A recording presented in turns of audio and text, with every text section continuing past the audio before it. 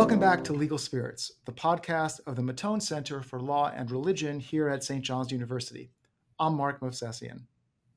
When we talk about U.S. law and politics, there's one phrase that gets repeated over and over again: the consent of the governed. For generations, that idea has been the cornerstone of our constitutional order. It's the story we tell about why we obey the law, because, as a free people, we've chosen this system for ourselves. But does that story still hold? Has consent of the governed become a fiction that's harder and harder to believe? And if that story no longer works, what comes next? Today on Legal Spirits, we're going to explore those questions with one of the country's most thoughtful legal scholars, Stephen Smith, the Warren Distinguished Professor of Law Emeritus at the University of San Diego, who's written a fascinating new paper, The Collapse of Consent, which is available on SSRN. We'll talk about how consent has changed over time from a condition that limited government power to the sole foundation of political authority, and why that change makes it difficult for Americans to see law as legitimate. We'll ask whether the fiction of we the people can still hold us together, and what happens to a constitutional system when people stop believing in its central story. On this episode of Legal Spirits, The Consent of the Governed. Stay tuned.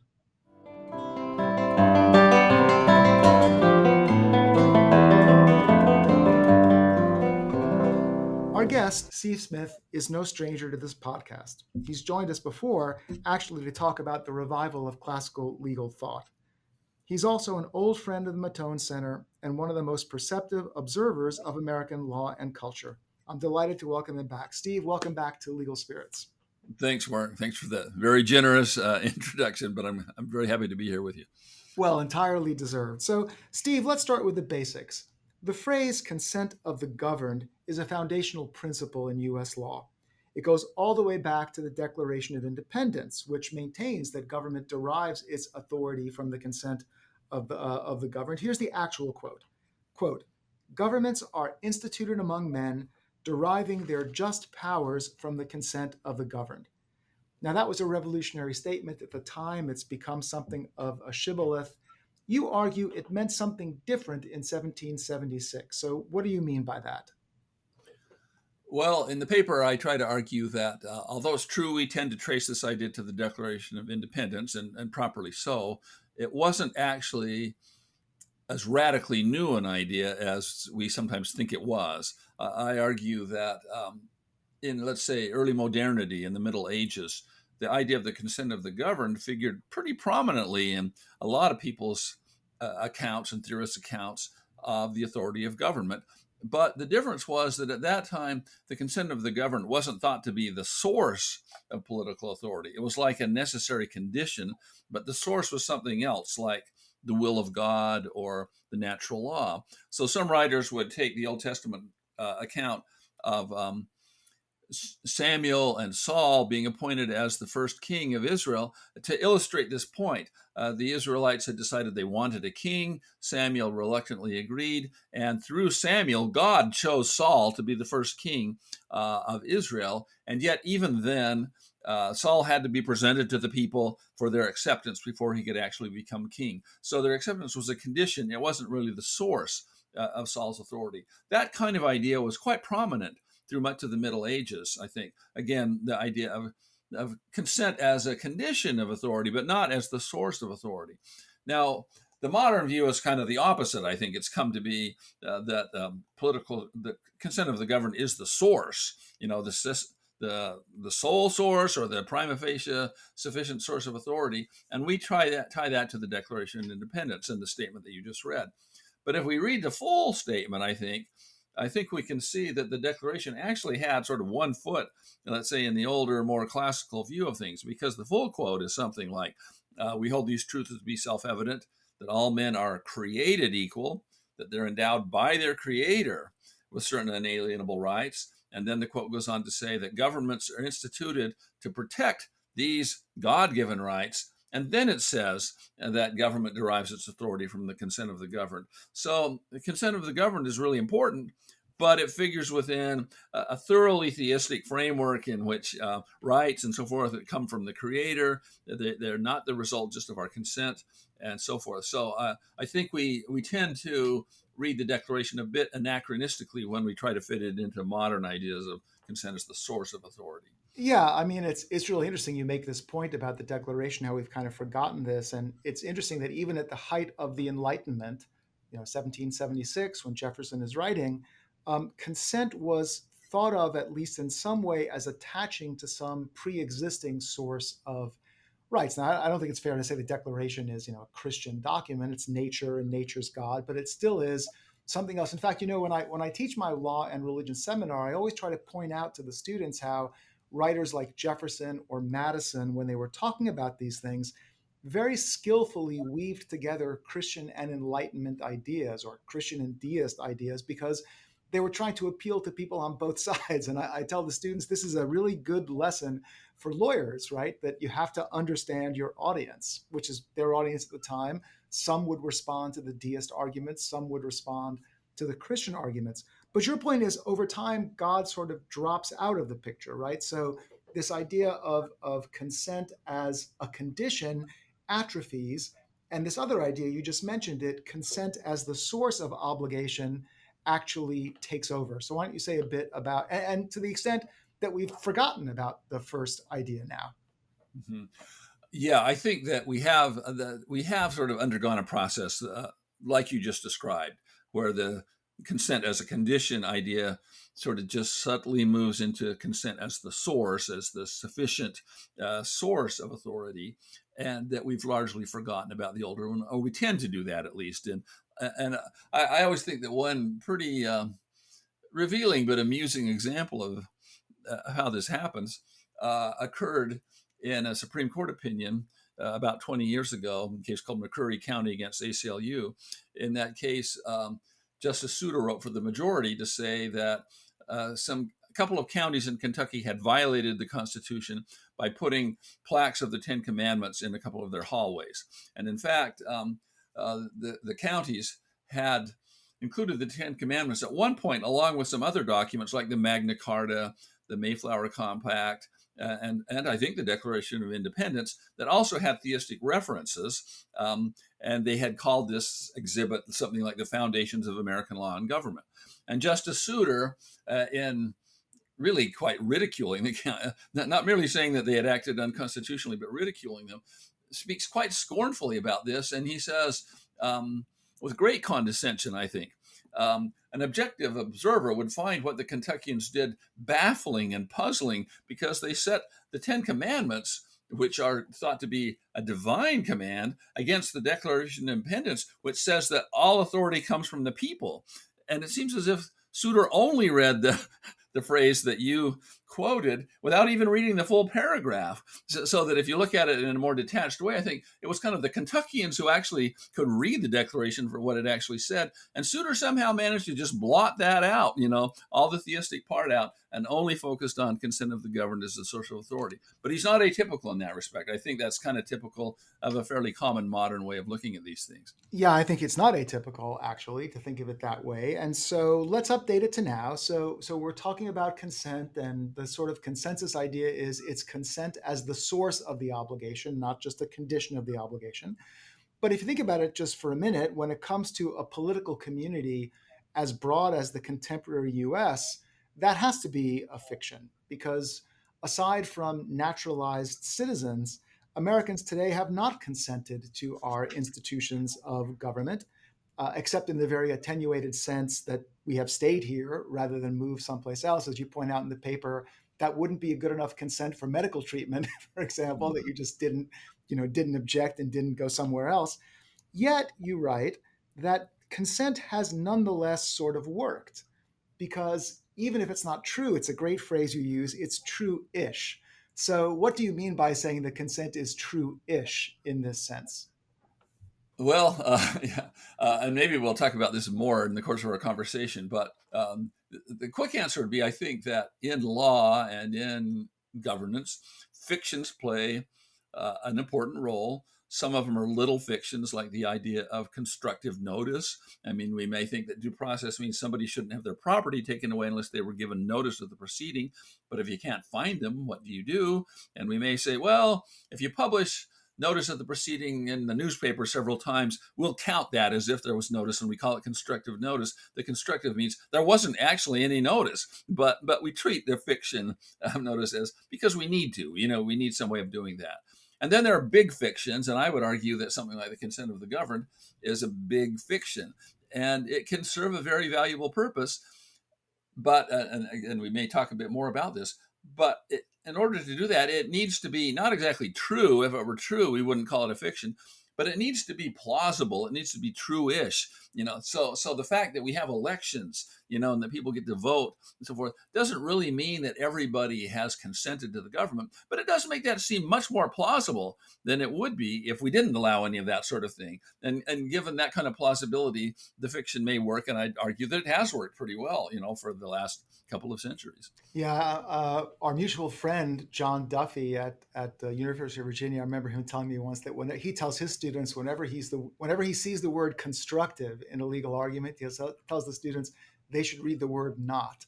Yes, So, that's true. That's what it basically means in legal discourse. It means right. It didn't really happen, but we're going to act as if it did. Right. Yeah. Well, that's exactly, and I know some of the listeners of this podcast are my contract students, and we talk about constructive consent in contract. And, okay, it didn't really happen, but we think it should have. And so we're going to act as though it did. And that's a familiar thing.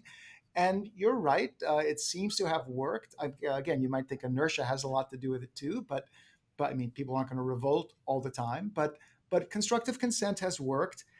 But your paper argues that even if it's worked up till now, this idea of constructive consent of the governed, it doesn't seem like it's likely to work going forward for our political community. Or, well, let's put it this way. The title of your essay is The Collapse of Consent. So I think it's fair to say you're not completely optimistic about whether it can continue to serve this function. Is that a fair thing to say?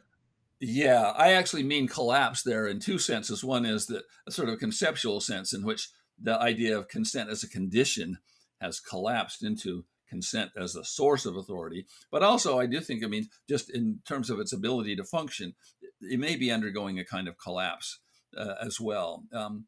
Here, maybe it would be helpful if I elaborated just a little on this, what I've said about the fictions and how they work. So I've said fictions can serve valuable functions, but to do that, they need to satisfy. I've argued in a book called Fictions, Lies, and the Authority of Law. I say that they need to satisfy two conditions. One is they need to be true-ish, as we've just discussed. And the second is they need to provide some important benefit. And you can think about this even in connection with little fictions like going to a movie or reading a novel. You may go to a movie and that the movie isn't true in many cases. Sometimes it tells you that right at the outset. Nothing in this should be understood to refer to anything that actually happened. But to enjoy the movie, you still need to at least suspend disbelief while you're in there, while you're in the theater, and treat it as if it were true. And you manage to do that if it's true-ish. It has to be somewhat plausible, and it provides a benefit like entertainment or maybe insight or something in the case of a really good movie. But if it doesn't satisfy those conditions, it starts to lose its power, and you may just not be able to engage in this suspension of disbelief that you need to do in order to take the fiction seriously or for it to work. So something that was plausible or true-ish at one point in time may become less plausible under other sorts of circumstances. And I'm afraid that kind of thing is probably happening with the idea of the consent of the governed for reasons we might want to talk about. Yeah, we'll talk about that. But you also mentioned, so in your book, which I do remember very well, in fact, I wrote about it for Law and Liberty. Oh, that's right. Thank you, by the way. Yeah, I've read the book. You all should. All listeners, you should all go read the book. But it's not just about plausibility. You talk about plausibility and payoff, that actually it kind of works. So what's the payoff side of this? Yeah, the payoff. So I just now use the term benefit, but there I probably use, or you could use the term payoff. It needs to provide some reason for you to want to engage in the suspension of disbelief. And that can be different. It can be, as I said, with a movie, it might just be entertainment. But with a political fiction, it's it can provide valuable authority that we need in order to have order, to coordinate our affairs, and so forth. If it works to provide that kind of benefit, and it seems to be working well, then we have more reason to engage in the exercise of suspending disbelief and treating the fiction as if it were true. Um, and and as you mentioned, that a lot of this may just be inertia. And actually, one reaction I've gotten from a number of readers of the essay that we're talking about here, The Collapse of Consent, has been, oh, theories of authority don't really make any difference. People just go along with things because they're conformist. And as long as things are working well enough, people are happy going along. And there's a lot of truth in that. I fit that into my ideas by saying, as long as the government's working pretty well, people think it's providing the benefits that we want from it and so forth. We don't have much motivation to try to challenge the fiction or to the basis of authority. It's in our interest to treat it as having authority. But if it begins to seem that it's not working very well, and also as the fiction becomes less plausible, uh, I think we can run into difficulties at that point. And I think we kind of see evidence of this beginning to happen in the country today. Just for example, in surveys that show a really almost astonishing drop in trust in public institutions. Just over the last few decades, the level of trust in lots of institutions, not just government institutions, churches as well, and so forth, but in particular government institutions, has gone down, very seriously. And if you take the presidency and Congress, the levels of trust are strikingly low, which I think is evidence of a kind of decline in the belief that the fiction is working, that that we're getting the payoff, and that we have the sort of trust that we need for that to work. Yeah, that's very interesting. As you were talking, I was remembering somewhere Oliver Wendell Holmes says that, active people prefer to leave their assumptions unstated or unexamined or something like this. And it works fine a lot of the time because, you got to do things in the real world. If you spent all your time wondering on what basis you were doing these things, you wouldn't get very much Exactly. accomplished. But Uh-huh. that depends on your actually being able to accomplish things. And your point here is, okay, when it comes to government, payoff is that things seem to be working okay. And it really does seem to be the case for many people. The government doesn't seem to be working okay, which means they maybe do begin to examine the premises of their Yeah. action. And that's when the fiction starts to experience stress. And you, Mhm. you also make this point. It's not just that the payoff may not be quite what it was, but also you talk a lot about political polarization, and you talk about what political polarization would mean for a consent theory. And your point obviously is that polarization makes the premise less truish, I guess, or less obviously truish. And let me just quote what you write, then I'll ask for your comment on it. You say, to be sure, there will always be differences and disagreements in any human association that includes more than a single person. Even so, the idea that the people form a community and that as a people they generally consent to government is most plausible when the differences among the competing parties or factions are not huge, and when the government maintains a large degree of bipartisanship and respect for the quote unquote loyal opposition. Conversely, as the citizenry becomes polarized, and as people become accustomed to perceiving the opposition not merely as rivals but as deadly adversaries, the fiction of consent by the people becomes much more strained. So, why don't you comment on that? Yeah. So we're talking about the fiction of consent of the governed. That's closely related in our constitutional system, I think, to another fiction, the fiction, let's say, of we the people. We can imagine ourselves as kind of a unified people, a communal people, acting more or less in some kind of unity, as some kind of an entity. So the Constitution begins with "we the people of the United States" and so forth in the preamble. Uh, um, so.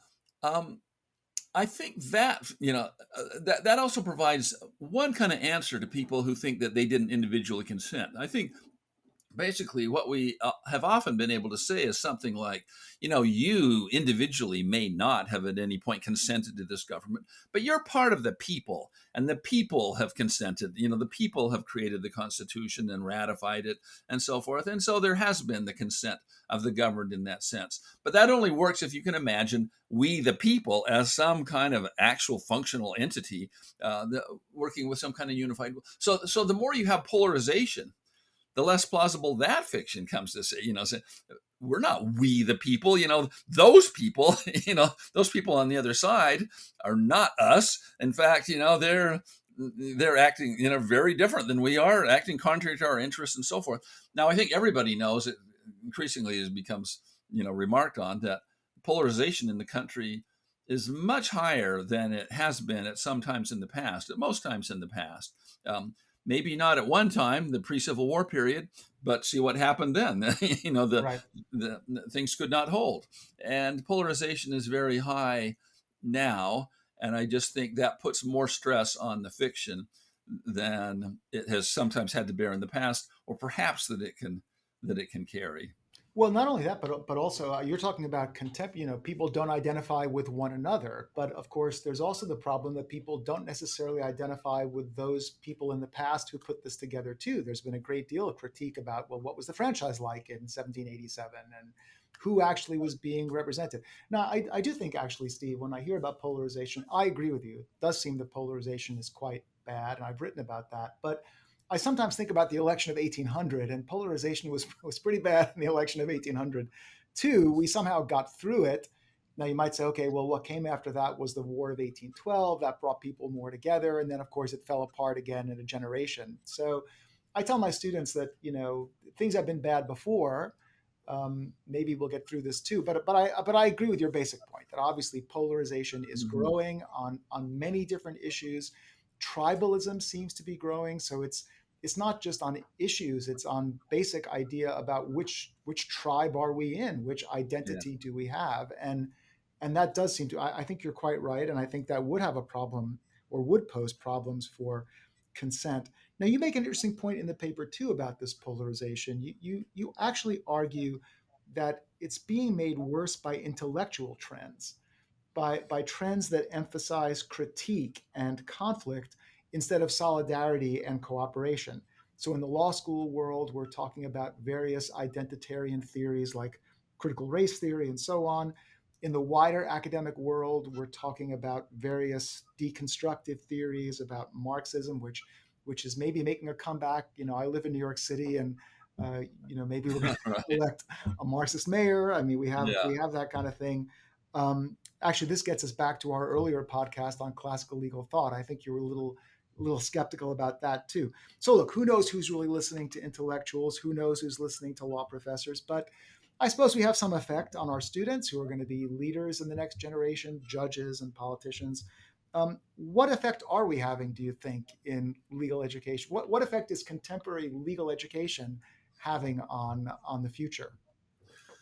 Yeah, good question. Of course, legal education is dedicated to teaching the adversary system, which in a way stresses conflict right at its core. But to be honest, I don't regard that as threatening or subversive, because I think we usually think of the adversary system in terms of serving some common good, some truth pursuing function, and so forth. So I don't see that as deeply troublesome with respect to these kinds of issues. What is more troublesome, I think, and this occurs in law schools, but even more in other departments, I think, are the kinds of things that you mentioned. So if you stop and step back and think, who are the thinkers who have sort of shaped the modern mind, the modern ways of thinking about things?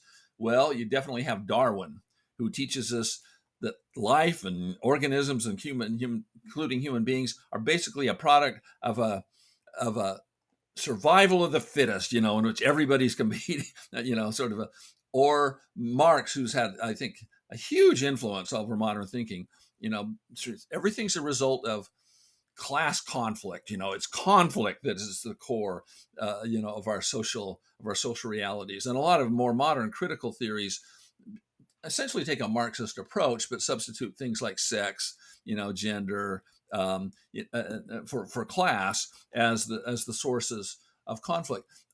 By the way, I'm not saying that there aren't valid insights and truths in these ways of thinking. I think there definitely are valid insights and truths in these ways of thinking, but they nonetheless sort of create a mentality in which you see the world in terms of conflict. That's what that's what constitutes our world.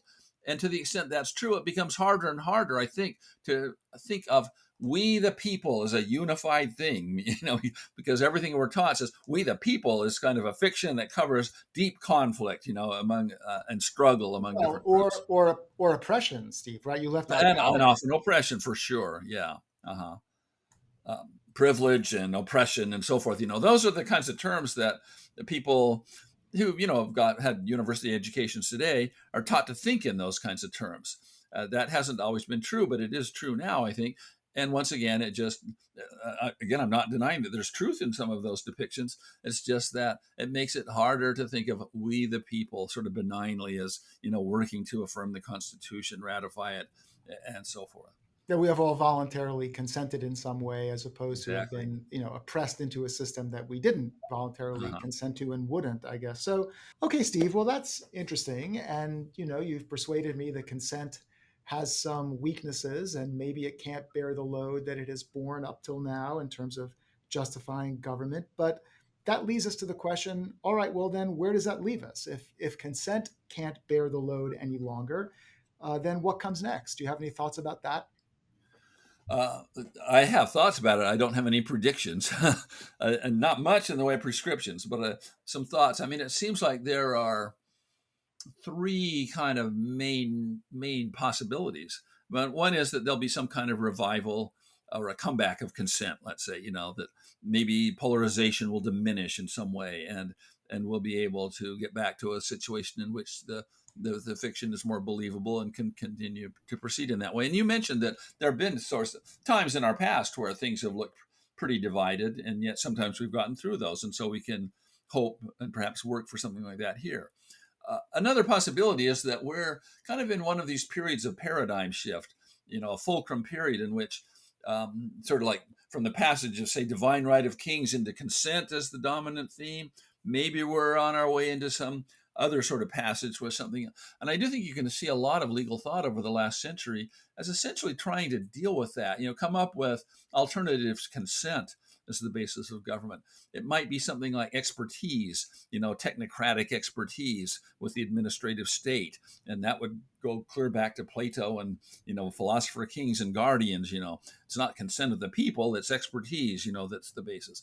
But other people, Ronald Dworkin heavily criticized the theory of consent and tried to substitute another theory of law's integrity, and I don't think that worked out very well. But it's just one evidence of people trying to come up with some alternative to our situation. For myself, I modestly tend to favor decentralization as at least a strategy, getting back to something more like basic federalism, because I think it's more possible in smaller communities to have some sense that we are at least a somewhat unified people than it is when you take the whole country, blue states, red states, and everything, and try to imagine that as some kind of we the people with some kind of common consent. So there are different things that might be done in terms of maybe providing an alternative to consent as the main theory. The third possibility is the most frightening one, though, and that is consent won't continue to do the work and things will get worse and we won't come up with a satisfactory alternative.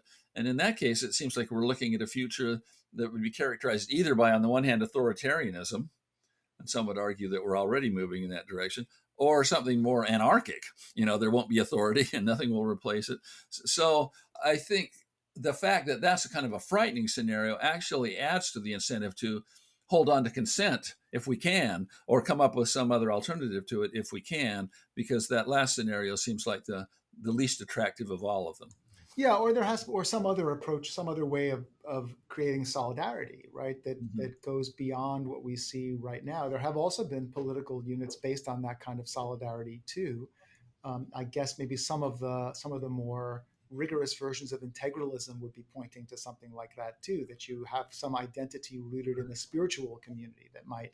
I mean, I can't see that working out personally. I can't see that working out right now in the United States, but that might be another alternative.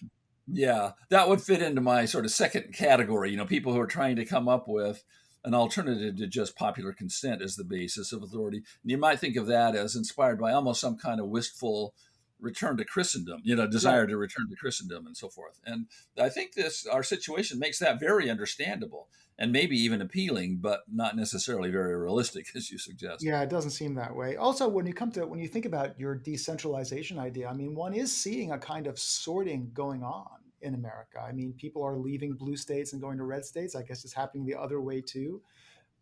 You can see people congregating together in cities, and suburbs are very different from cities. And so there's Mhm. some of that sorting going on already, and maybe that will create a kind of organic situation where consent can work. I hope so. It is sort of a fraught question because if it works out well, you might say, "Oh, we'll be able to settle into these more harmonious communities and still be unified at some other level." If it goes badly, you might think this is balkanization, Right, fragmentation, and it's just going to right. make things worse. But I guess I think that's worth trying at this point, because it's not clear that there are any very good alternatives. And I think that would actually entail some changes in some constitutional jurisprudence, even in the area that you and I work in of church and state. Right. Maybe returning a little bit more, I have another article saying we need to sort of rediscover our tradition of jurisdictional diversity instead of thinking that we have to have a one size fits all principle that the Supreme Court will impose, on all the states. Well, that idea about kind of jurisdictional competition in the religion clause area is a good one, but that's got to be for another episode. I think we'll probably stop here on this one about consent of the governed. We've been talking today with Stephen Smith about his important paper, The Collapse of Consent. It's a reminder of how central this idea of the consent of the governed, has been to American law and politics, and how much work we've asked it to do. Whether it can still hold us together going forward or whether we'll need some new source of authority, well, that's one of the big questions for the future of American law and politics. But for now, we'll leave it there. Steve, thank you for joining us and for giving us so much to think about. Thanks a lot, Mark. And listeners, thank you for joining in again to Legal Spirits. Be sure to subscribe wherever you get your podcasts. See you next time.